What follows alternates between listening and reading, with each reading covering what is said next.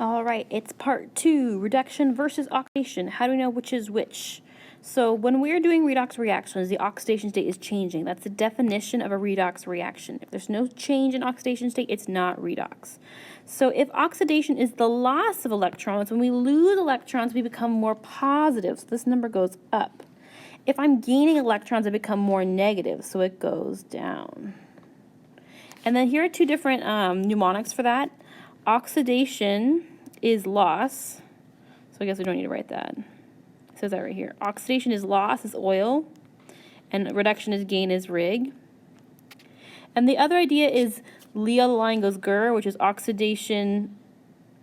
Okay, so that's a little backwards. There's losing electron is oxidation and gaining electron is reduction. That's Leo, gur.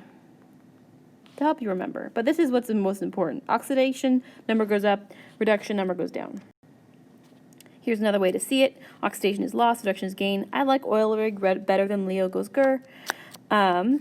So when you lose electrons, you then increase in oxidation number, and if you gain electrons, you decrease in oxidation number. Here's another picture. This one's from your textbook. Same idea. So the idea here is the electrons transferring from the things oxidized to the thing that's reduced. Okay. Let's see if we can identify that. This is like 5 million slides saying the same exact thing. This is the key thing. If it decreases, it's reduced. If it increases, it is oxidized. Okay, so let's try this. So first, let's go through and label oxidation states. So Mn, and O, and H, and Cl. Mn, O, and H, and Cl. Okay, so O is -2. And like we did before, whatever Mn is, plus 2 times -2 has to equal 0. So it has to be +4. Let's do H and Cl. H with nonmetals is always +1, so the Cl has to be -1. Easy peasy. Let's do the other side. So, and then Cl2, that's ionic. So we have, Cl is an ionic compound, so it's -1 because it's ion. And if there's Mn plus 2 times -1, so Mn has to equal +2. And H is still +1, and O is still -2. And we can check, we can check the H and the O with H2O, but it'll work because we'll have 2 times +1 minus 2 will equal 0. We have one more Cl at the end, though, so we have to do two different Cls, because this Cl is ionic, so it's -1, but this Cl is in its standard state by itself, so it's actually 0. So we have two different things happening. So now we got to look at what is reduced and what is oxidized. We got to find the ones that are changing. So I see that manganese went from +4 to +2. It went down. If it went down, it must have been reduced. I also see that chlorine has -1 and it's 0. That went up, right? It's going more positive, which means that chlorine must have been oxidized. That's the key thing here. Okay, so now we can write things as half reactions. So what we do when we write half reactions usually is we split based on just the elements, right? If I have iron here, its partner is going to be iron over here. So my first half reaction looks like this.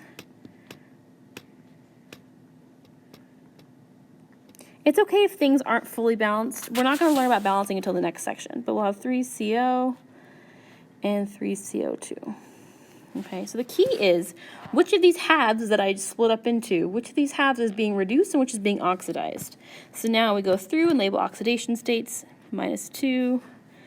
If this is -2, 3 times -2 is -6, so Fe must be +3. Over here, Fe is by itself, there's no charge, must be 0. On this side, O is -2, so carbon has to be +2. Over here, O is -2, but there's 2 of them, so now carbon must be +4. We ignore the coefficients. All right, so as I can see on the left, my +3 for iron went to 0, which means that this must be going down, so this is being reduced. And on the other side, my carbon +2 went up to +4, which is being oxidized. Fun fact, If you look here, we added more oxygen. That's where the word oxidized comes from. When you add more oxygens are more negative, so they make whatever it's attached to more positive because of that negative extra. So anytime we're adding more oxygens, we're always going to be oxidized. But as you can see, those numbers go up. All right, this time let's do half reactions and show electrons. So I'm going to do the same thing. And it said on the previous slide, if there's any hydrogens or waters floating around and the H oxidation state is not changing, then we don't have to add them. Those are part of balancing that we'll do at the very end, and I'll show you later why we add hydrogens and hydroxides, but for now, ignore these and just take the pieces that are matching. So we'll have SO3 minus going to SO4 minus, and we'll have MnO4 minus going to Mn plus 2. So we can predict, because I'm gaining oxygens over here, this is probably going to be oxidized. But the way to check is to do the oxidation state. So we have 3 times -2, which makes -6. So S minus 6 equals -1, because it's -1, which means S has to be +5. And over here, we've got 4 times -2. So S minus 8 equals -1. So now S has to be +7. Now when it says show electrons, if we know we're being oxidized, oxidation is loss of electrons. So what we'll show is, here on the right, we're going to show that we're also losing a couple 2 electrons. Now what will happen if I add my oxidation state to my electrons, I'll get the other oxidation state. So they should be equal. So +5 on this side, and then 7 minus 2, because it's 2 electrons, will be +5 on this side. So we show that we have 2 electrons on this side that are being lost. Now let's do the other one. So we have 4 O's, which are all -2. We have 1 manganese, and it has to equal -1. So Mn minus 8 equals -1. This is +7. And over here, that's easy peasy. Manganese is already just +2, it's just the ion. So to show our electrons this time, what we're going to have to do is we always add it to the side that's more positive, because electrons reduce charge, right? I'll need 5 electrons on this side to lower the charge enough where it's +2. So this one will have 5 electrons as a reactant because it's a reduction, and so it's gaining those electrons.